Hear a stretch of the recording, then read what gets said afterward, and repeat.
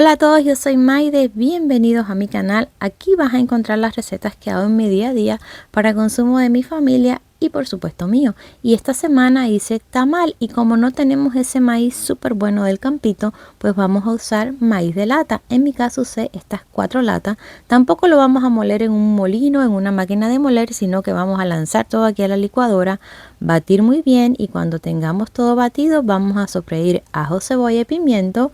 Me voy a ir a mi patio a cosechar estos ajíes, en mi país se conocen como ají cachucha, también unas hojitas de cebolla y ya con todo esto fresquito, ahora sí nos vamos a sazonar nuestro maíz. Primeramente le vamos a echar 12 cucharadas de harina de maíz y no, esto no es para sazonar, esto es para darle consistencia. ¿Por qué? Porque les decía que este no es el maíz del campito y necesita que le agreguemos la harina. También le vamos a poner 2 cucharaditas de sal y esto es un truquito que me enseñó mi mamá, es una cucharadita de maicena también para la consistencia. Obvio, si tuviéramos el otro maíz no lo teníamos que hacer, pero aquí sí lo necesitamos y ya esto está listo para sazonar. ¿Qué le voy a agregar? El sofrito que ya habíamos hecho, les decía que era ajo, cebolla y pimiento. Vamos a agregar las cebollitas frescas del patio y el ají cachucha, que para mí yo siento que esto no puede faltar, perdón. Ahora sí, a este punto puedes agregar el chicharrón, la masita de puerco. Yo usé la hoja del tamal mexicano, la hoja seca que se usa en el tamal. Aquí ya tengo el agua caliente con un poquito de sal, ahí está mi masa ya preparada la mezcla y aquí tengo, como buena cubana, mis tiritas para amarrar el tamal y estas hojitas de maíz fresco que les voy a decir para qué.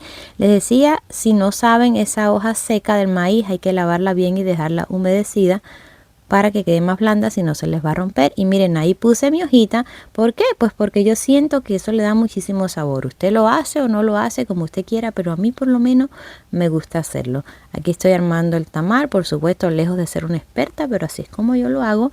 Y lo amarramos muy bien para que no se nos vaya a romper. Y ahora sí lo vamos a llevar a cocinar. Como les decía, en la ollita ya tengo el agua, esa agua tiene un poquito de sal y yo le agrego las hojitas que también siento que le dan sabor.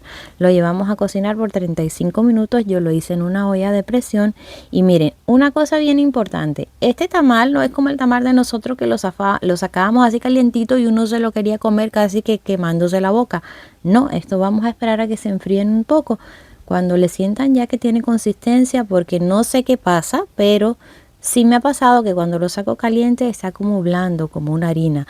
Incluso a mí me gusta hacerlo el día antes porque hago usualmente bastante y ya al día siguiente así está el tamal cuando está bien frío. Así ya usted lo puede calentar, que no se va a romper, queda suavecito, pero sí no lo saque caliente, por favor espere que esté por lo menos a temperatura ambiente. Y miren, así quedó el tamal. Les voy a decir, no es el tamal que estamos acostumbrados porque es como un poquito más dulce, pero después de ese, esto es lo más sabroso que a mí me quedan los tamales. Espero les haya gustado la receta, la puedan hacer en casa, la disfruten tanto como yo. Salud, bendiciones y buen provecho. Bye bye.